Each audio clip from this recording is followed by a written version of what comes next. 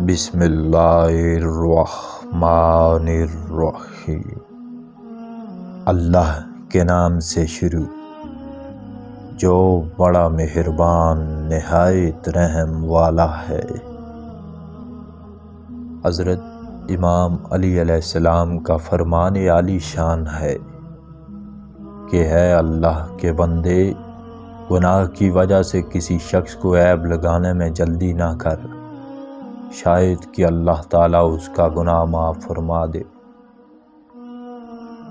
آپ نے فرمایا کہ جو شخص زیادہ ہنستا ہے وہ رذیل خیال کیا جاتا ہے۔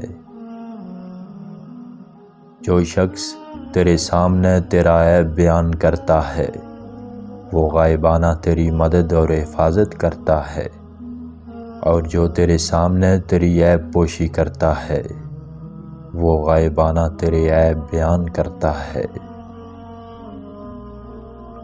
جو شخص دوسروں کے حالات دیکھ کر عبرت کا سبق حاصل کرتا ہے وہ بہت ہی کم ٹھوکریں کھاتا ہے۔ نزدیکی رشتہ داروں کی دشمنی بچوں کے ڈسنے سے زیادہ درد پہنچاتی ہے۔ جو شخص امتحان کے بعد نالائق ثابت ہو اس سے لوگ دشمنی رکھتے ہیں اور اسے چھوڑ دیتے ہیں۔ جو شخص عذر بیان کرنے والے کو سزا دیتا ہے وہ نہایت برا کرتا ہے۔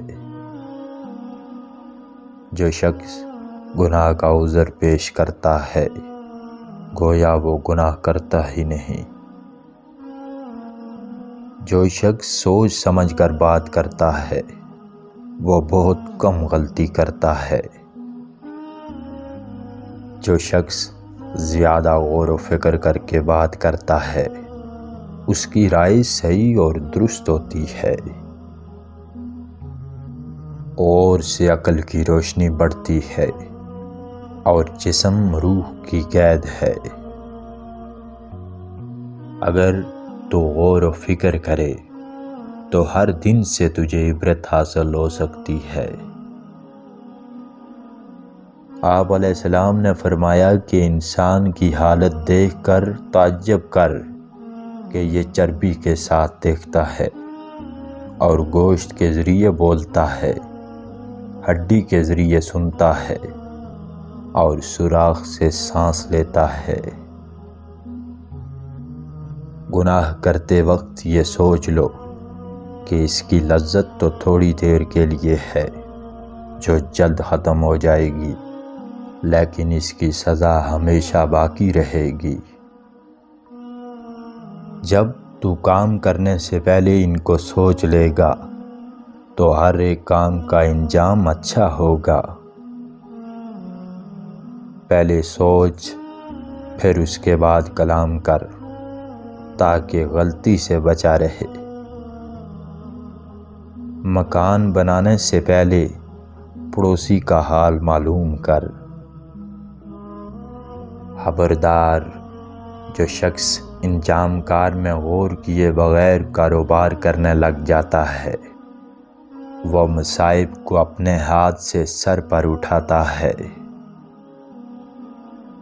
جو شخص سلامتی چاہتا ہے اسے لازم ہے کہ فکر اختیار کرے۔ آپ نے فرمایا کہ لوگ میوے خواب ہیں، جب مریں گے تو ہوش آ جائے گا۔ دین میں غفلت اور سستی نہ کر ورنہ تمہاری ناقص عقلیں تمہیں گناہوں کی طرف لے جائیں گی۔ بہت سے لوگ اس لیے غافل ہیں کہ اللہ تعالیٰ ان کے عیب چھپا دیتا ہے اور ان کی خرابیاں ظاہر نہیں کرتا۔ بے سوچے آدمی ہمیشہ غفلت میں رہتے ہیں اور سمجھدار تفکرات میں گرفتار رہتے ہیں۔ غفلت سے بچو کہ یہ حواس کی خرابی اور عقل کی سستی ہے۔